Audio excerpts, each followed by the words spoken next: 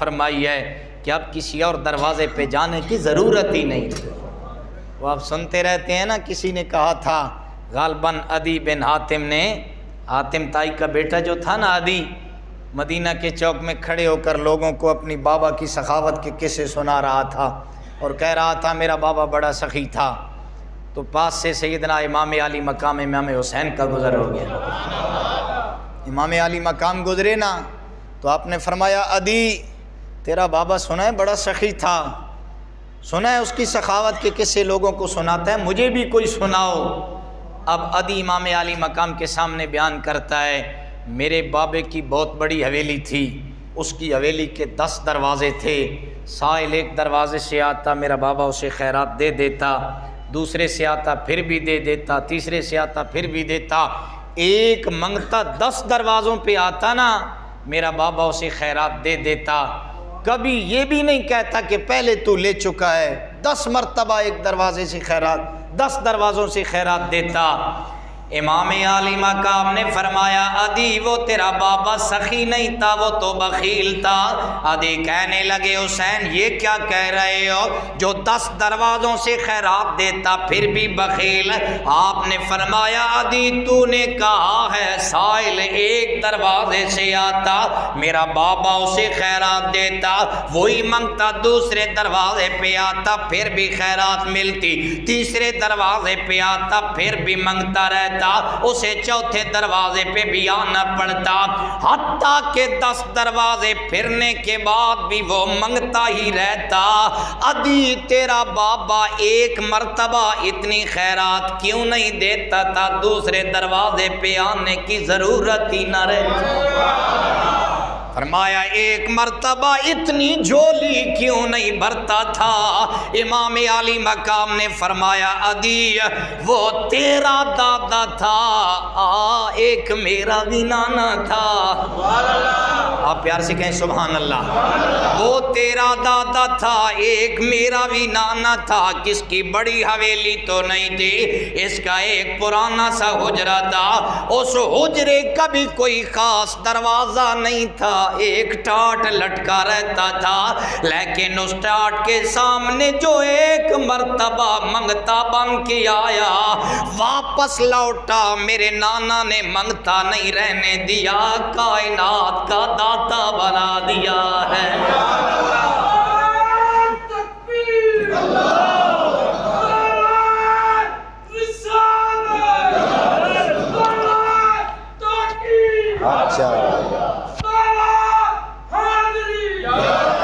ایک مرتبہ آیا منگتا بن کے، لیکن واپس پلٹا تو منگتا نہ رہا، کائنات کا داتا بنا دیا گیا۔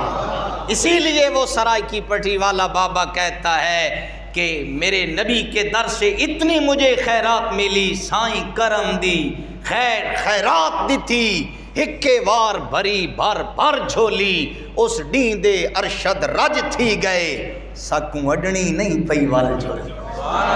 دوبارہ کسی دروازے پہ جانے کی ضرورت، اسی لیے میرے بھائی میں یہ عرض کر رہا ہوں یہ ہے میرے نبی کا دروازہ جس کی تعریفیں اعلیٰ حضرت فرما رہے ہیں۔ آپ کہتے ہیں واہ کیا جود و کرم ہے شاہ بطحا تیرا، ایک یہ تو میرے نبی کی بارگاہ کا عالم ہے۔ اب حضور کے نواسے سیدنا شیخ عبد القادر جیلانی البغدادی آپ کی بارگاہ میں اعلیٰ حضرت کیا فرماتی ہیں؟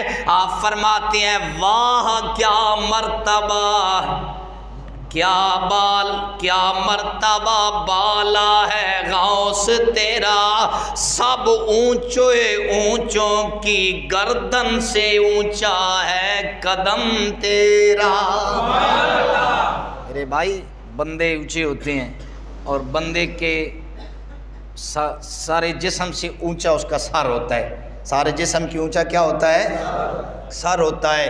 آپ بندے کھڑے ہو نا تو بندے کہتے ہیں فلاں بندے کے سر سے فلاں کا سر اونچا ہے، فلاں کے سر سے فلاں کا سر چاہیے تو یہ تعالیٰ حضرت یوں فرماتے سب سروں سے اونچا ہے غوث اعظم تیرا سر اونچا.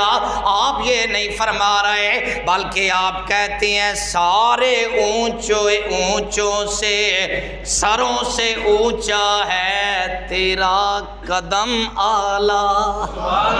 فرماتے ہیں عبد القادر جیلانی سر تو کجا ان کے سر تو نیچے رہ گئے آپ کا قدم ان کے سروں سے اعلیٰ ہے.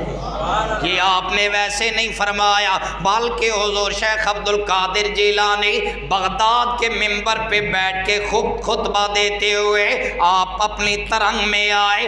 اللہ کی طرف سے القاء ہوا الہام ہوا. حضور عبد القادر جیلانی فرمانے لگے قدمی ہذہ علی رکبۃ کل ولی اللہ. یار سے کہیں سبحان اللہ. شیخ عبد القادر جیلانی نے یہ فرمایا لوگوں میرا یہ قدم کائنات کے سارے ولیوں کی گردن پہ ہے.